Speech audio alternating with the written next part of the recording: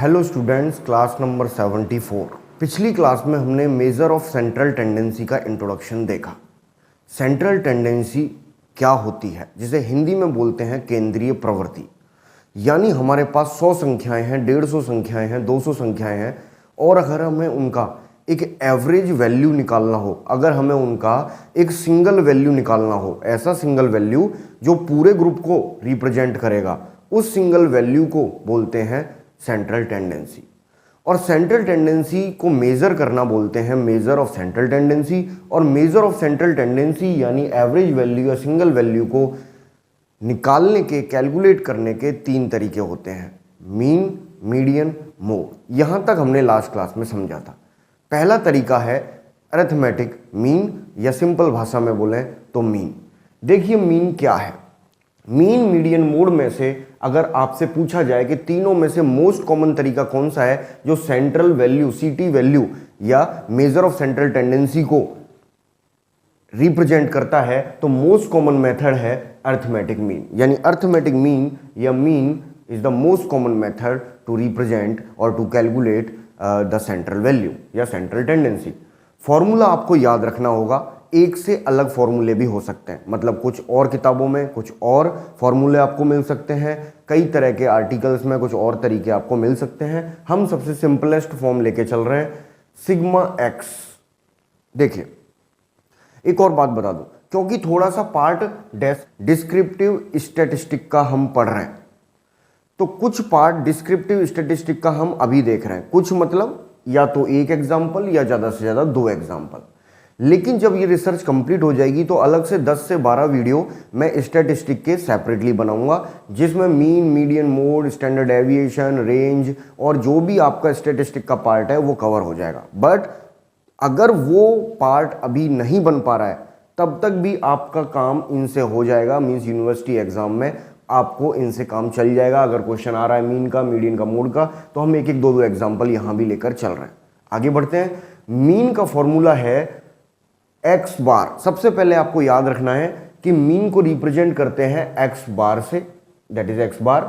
इसका फॉर्मूला है sigma x upon n. Sigma मतलब टोटल और एक्स है हमारा सम ऑफ द वैल्यू, यानी जितनी वैल्यू दी हुई है उनका total, upon number of value, in values की काउंटिंग या संख्या, उसको हम एन से रिप्रेजेंट कर रहे हैं। एक बार दोबारा फॉर्मूला याद करिए, एक्स बार बराबर sigma x upon n, sigma x upon n, ये फॉर्मूला है। आइए देखिए, कुछ एग्जाम्पल दिया है कि सपोज कीजिए 9 वुमन है। कितनी वुमन है? 9 वुमन है, और उनका हीमोग्लोबिन लेवल 12, 13, 12, 15, 11.5 लाइक दैट, इस तरीके से 9 संख्याओं में ये बांटा गया है। मतलब 9 वुमन है जिनका हीमोग्लोबिन लेवल ये आया है। इसका आपको एक एवरेज सिंगल वैल्यू निकालनी है, आपको एक मीन निकालना है।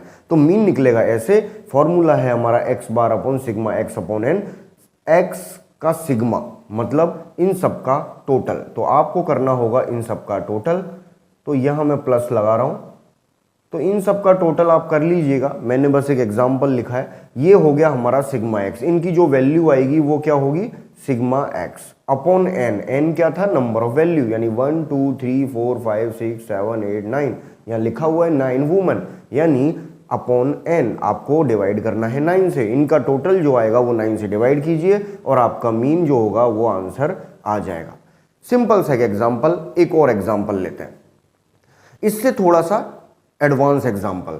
सपोज कीजिए ये एक टेबल दी हुई है। टेबल नहीं दी हुई तो हो सकता है वो डायरेक्टली ऐसे लिख दें और आपको टेबल बनानी पड़े। ये है एक एग्जांपल जो 100 एडोलसेंस गर्ल्स का एग्जाम्पल है, जिसका हमें एवरेज मीन एज निकालनी है। मतलब ये आप टोटल करेंगे तो ये 100 आएगा। हमें एज दी हुई है और हमें फ्रीक्वेंसी दी हुई है, नंबर ऑफ स्टूडेंट दिए हुए हैं कि किस एज के कितने स्टूडेंट हमारे पास हैं।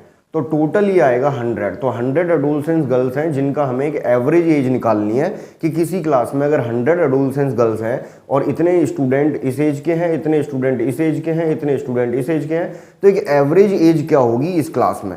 तो इस तरह के एग्जाम्पल भी आ जाते हैं। हमारे पास दिया हुआ है एज और number of student. Age years में दी हुई है जिसे हमें एक्स से रिप्रेजेंट कर रहे हैं, नंबर ऑफ स्टूडेंट को हम एफ से रिप्रेजेंट कर रहे हैं। 16 साल की एज के 35 स्टूडेंट हैं, 17 साल की एज के 31 स्टूडेंट हैं, 18 ईयर्स की एज के 20 स्टूडेंट हैं, 19 ईयर्स एज के 14 स्टूडेंट हैं। एज फॉर्मूला देखिए इस तरह की, इसको बोलते हैं डिस्क्रीट फ्रीक्वेंसी टेबल। क्या बोलते हैं? Discrete frequency table. इसका फॉर्मूला होता है x बार बराबर sigma x F upon sigma F. एक एक करके समझते हैं। एक्स एफ और फिर प्लस, प्लस मतलब मैंने बताया था वहां, सिग्मा मतलब योग टोटल, तो एक्स एफ निकालना होगा हमें पहले, यानी एक टेबल में इधर बना देता हूं, हमें एक टेबल बनानी होगी। इसी के आगे क्या बनाना होगा? एक्स इंटू लगाने की जरूरत नहीं है, अगर एक्स एफ ऐसे लिखा हुआ है मतलब इन दोनों को गुणा करना है आपको, ठीक है। तो एक्स एफ निकालेंगे तो 16 इंटू 35 करेंगे, जो भी अमाउंट आएगा। 17 इंटू 31 करेंगे, तो जो भी अमाउंट आपका आएगा वो आपको यहां पर लिख लेना है। ये क्या होगा हमारा? X F. अब फॉर्मूला क्या है? सिग्मा एक्स एफ, तो यानी इसका टोटल भी करना होगा। इसका जो टोटल आएगा वो कहलाएगा sigma x F, sigma x F. और सिग्मा एफ, सिग्मा एफ मतलब ये जो एफ है इसका भी टोटल करना होगा, और ये तो क्वेश्चन में दिया हुआ है कि ये टोटल कितना है? 100। तो हमारा फॉर्मूला आप निकाल लीजिएगा, लगभग 1713 के आसपास आएगा। तो मैंने डायरेक्टली लिख दिया है 1730 क्या हो गया हमारा? सिग्मा एक्स एफ, और सिग्मा एफ क्या है हमारा? 100। तो आपका आंसर लगभग जाएगा 17.13, जो कि इस क्लास के 100 एडोलसेंस गर्ल्स का एवरेज मीन एज है, एवरेज सिंगल वैल्यू है।